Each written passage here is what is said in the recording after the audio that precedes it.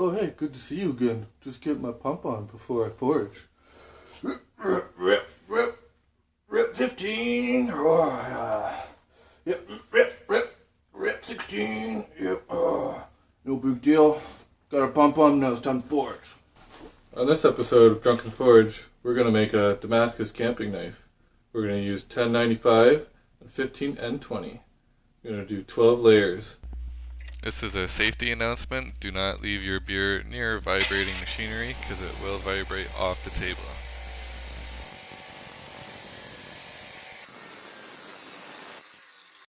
I have to clean each layer, get any rust, scale, dirt, oil, anything off of it.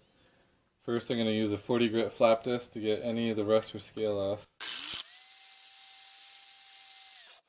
Now I'm going to weld the billet together.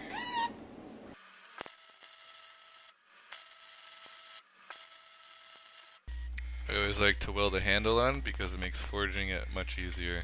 My billet's all ready to put it in the forge. I'm going to put it in there until it gets a little bit of a dull red, and then I'm going to put borax on it, and that's going to act as a flux, prevent any oxides from building up between the layers. The oxides will prevent forge welding from working.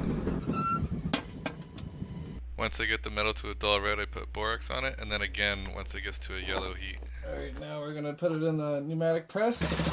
And the metal goes squish and squish and squish and squish and squish again. Now I'm going to scrape off any scale, put a little bit more borax. We're going to do this about 3 more times. So I've done the heat cycle 4 times. Now I'm going to squish it the other way in the press. I'll be able to tell if it didn't forge well together because the layers will start to separate. Squish, squish, squish, squish, squish, squish, squish, squish, squish, squish, squish, squish. So it looked like the forge welding worked because none of the layers is split on me. Now I gotta make it into a square bar so I can twist it. Squish, squish, squish, squish, squish, squish, squish, squish, squish, squish, squish, squish, squish. Now we have the billet forged into a square bar. We're gonna twist it. And for that, we're gonna use this modified adjustable wrench I made. We're gonna put the bar in the vise, and then we're just gonna start twisting. Side note, I am twisting it pretty slow in this video. You can go much faster. The only thing you have to really watch out for is if it gets too cold, because you can twist it, break it right off. I twisted the metal about 10 full turns, and I'm going to flatten it out to the thickness I want for the knife. And squish, and then squish, and then we squish it, and then another squish, and squish, and squish again. Squish, squish. Here's another angle of me squishing the metal into a bar.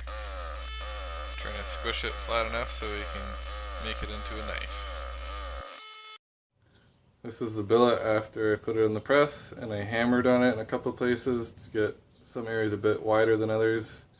It looks like a piece of poo at the moment, but once we start grinding away, it'll start to look really nice. I like to point out I only kind of a little bit know what I'm doing. Alright, now I got the basic profile of the knife cut out, got the bevels in, roughed in right now. Gonna continue on. Cooper, don't do that. Gonna continue on, get a little bit more stock off, clean it up, and then we'll harden it. I like to point out that this belt sander sucks. It takes forever to sand anything on it. Eventually I would like to build one with a 2 horsepower motor and a 2x72 inch belt. I want to put this Zippo inside the end of the knife. It's a little bit too wide, so I drew a line. I'm going to cut it. I'm going to weld this side back on. Cut a notch in the knife before I put the handle on. And then hopefully I can get it to work. If I could go back in time, I would have not used a Zippo. Reason being, the fluid eventually evaporates out and it only lasts for like a week. A regular lighter would last as long as it had fluid in it. I cut the lighter, made it smaller. I made a little plate here. It's very thin metal, so I got the welder on the lowest settings possible with the low wire feed rate. Hopefully this goes as planned. Get out of the way, hand. I'm trying to see what you're doing. Welding thin sheet metal sucks, but it ended up working out. Scrape, scrape, scrape, scrape. So I welded on the sheet metal, made the lighter smaller. That'll fit in the end of the knife. I will have to make a new cap for it as well. But it seems to be working just fine.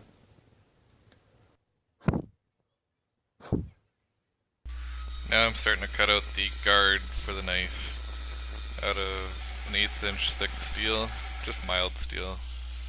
And then I heat it up so I can get kind of an S bend into it.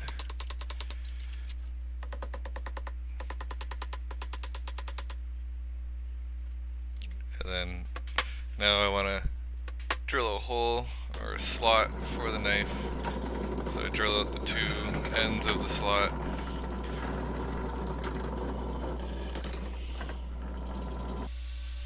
And here I'm going to use the angle grinder to get the big chunk out, and then to finally fit it to size, I use some files. Before I harden the blade, I drill 2 holes for the pins that will hold everything together. I have the lighter roughed into the end of the knife. I need to make a cap for it. I'm going to make some sort of demon head as a cap. I found a cylindrical piece of steel, cut it up a bit, now I'm going to forge it. This is the piece of metal I cut out. Over here is going to be the horns, this is going to be for the hinge. I already put it in the press and squished it to the width I need. Now I'm going to forge out the horns a bit.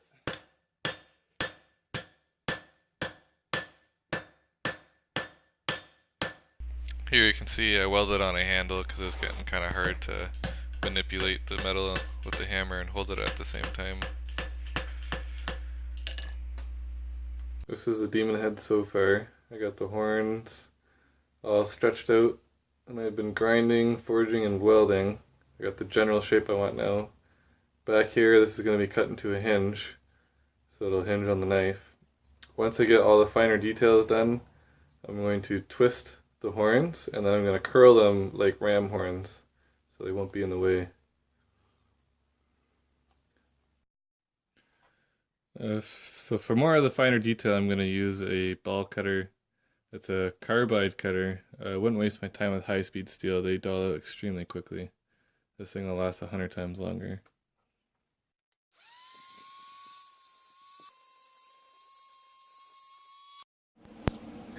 For the teeth on this, I'm going to weld them on.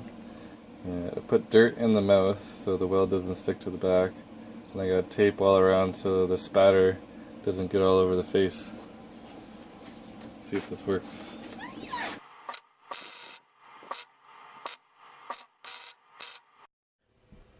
I got the 4 fangs carved out. I made a tongue. I'm going to put that in there. Up a little bit like that. I'm going to weld underneath it. And then I'm going to bend the tongue over. And then you won't see the weld.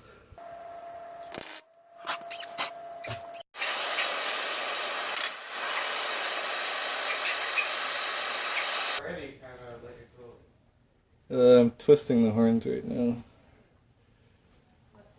Now that I have the horns twisted, now I can curl them up like a ram's horn.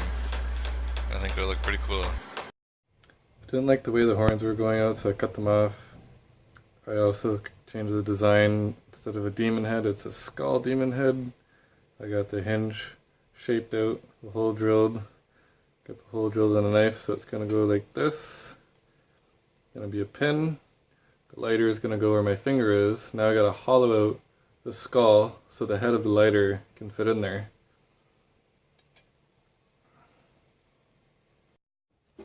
Here I'm going to drill that clearance hole for the lighter head into the back of the skull.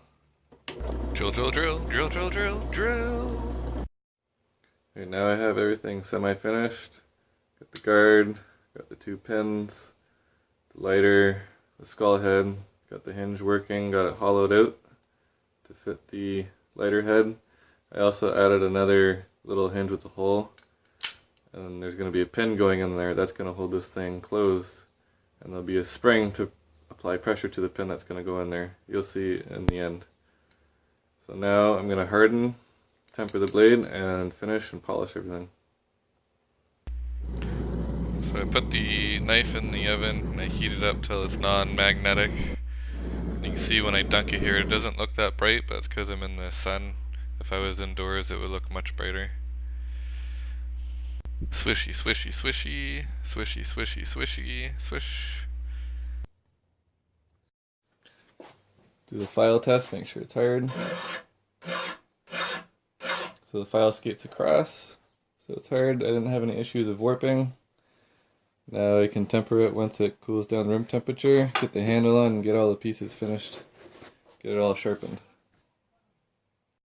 Gonna temper the knife in the kitchen oven at 425 degrees Fahrenheit for 2 hours. Feed me. So the knife has been blackened from the hardening tempering process.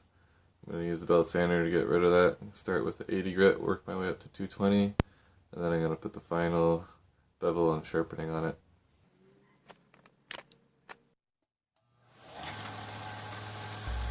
Notice I'm not using a jig to sharpen the blade because I want a convex shape. By applying pressure to the slack belt, it naturally gives a convex shape. I got the blade ground down to a 220 grit, sharpened. See how sharp it is right now. So it's a little catchy, so to get it all the way razor sharp, I'm going to use the leather belt.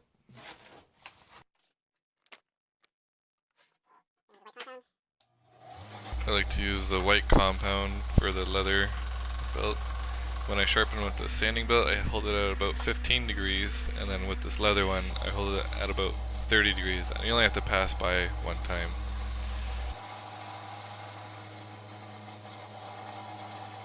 So the leather belt gets off all the little microscopic burrs, and now it should be razor sharp.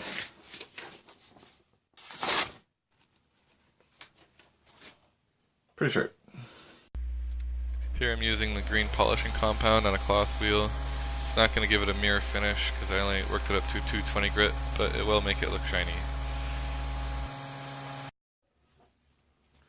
Now I have the blade sharpened and polished. To get the Damascus pattern out, I gotta dip it in acid. I'm gonna put it in muriatic acid. You can find that at any store that sells pool supplies. Before I dip it in, I gotta clean it off. I'm using a paint thinner. Make sure there's no oil, no debris, no dust, no fingerprints, anything like that. No, not into the acid. No, help me. I used 1,000 grit sandpaper, went over all the surfaces lightly. Then I went under the buffing wheel for a minute. And then I did have to resharpen it, but it only took a minute with the belt sander. So it's nice and sharp again.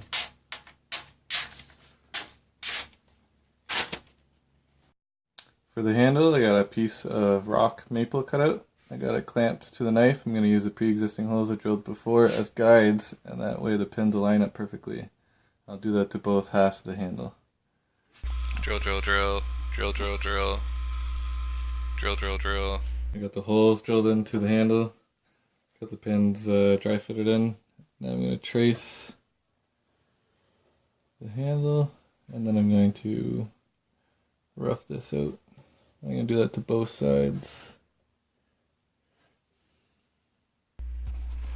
Using my other mediocre sander, I use the lines as a guide to get the shape I want so it matches the steel.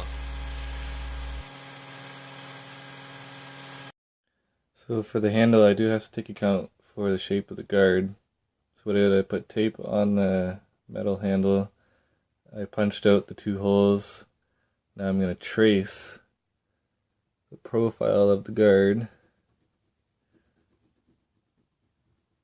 And then I should be able to take the tape off, line it up with the holes on the corresponding side of the handle, and then I should be able to sand that out. I can do that to both sides and they should fit almost perfectly.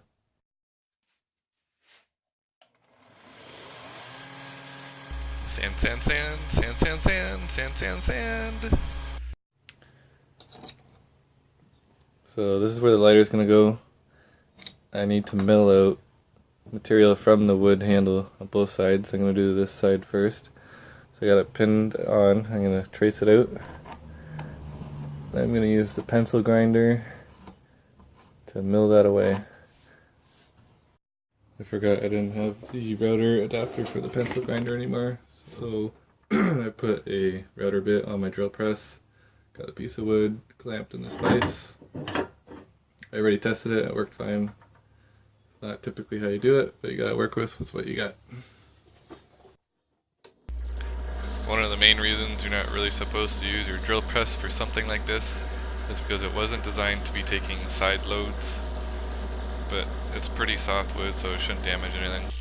Using the flap disc on the angle grinder is good for hogging out material on the wood handle, get all the finger grooves in there.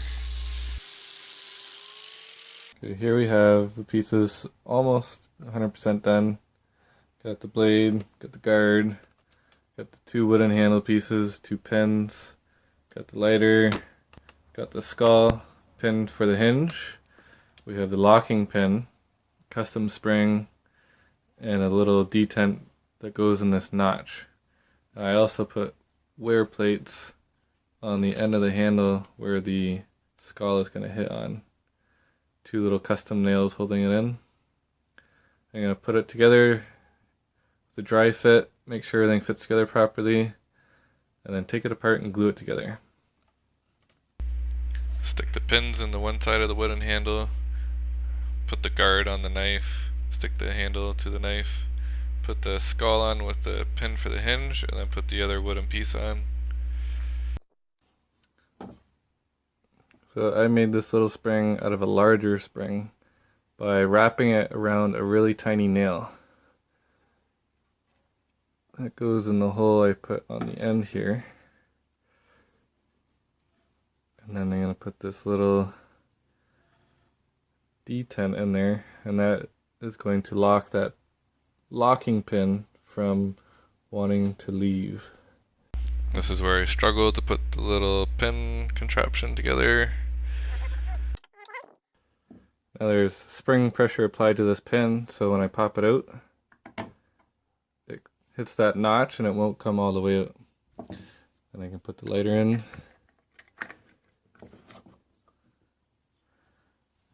Close the skull. Put the locking pin down, and everything's locked.